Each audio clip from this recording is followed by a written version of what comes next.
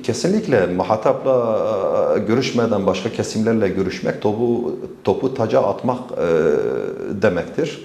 Ve öncelikli olarak yapılması gereken şey şimdiye kadar uygulanan tecritin bir an önce kaldırılması ve sadece meclis komisyonunun Öcalan'la görüşmesi de yeterli değil. Gazetecilerin, değişik çevrelerin bizatihi gidip görüşmelerinde fayda var. Büyük bir katkı sunacaktır bu sürece.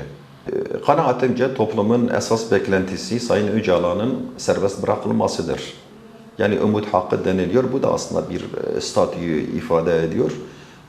Aslında koşulsuz bir şekilde yasal bir düzenleme yapılmalı ve Öcalan'ın dışarıya çıkması sağlanmalı.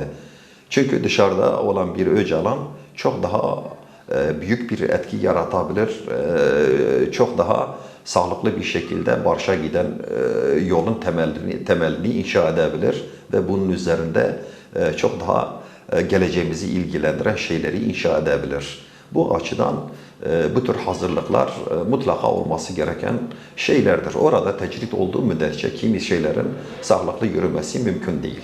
Çünkü bir kere sesini insanlara aktaramıyor. Sesini aktaramadığı için de eski ön yargılar depreşiyor, eski ön yargılar devreye giriyor.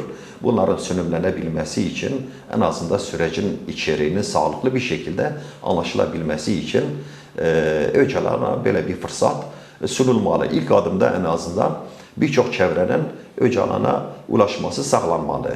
Gidip röportaj olmalı, değişik sivil toplum örgütleri var, gidip görüşebilmeliler.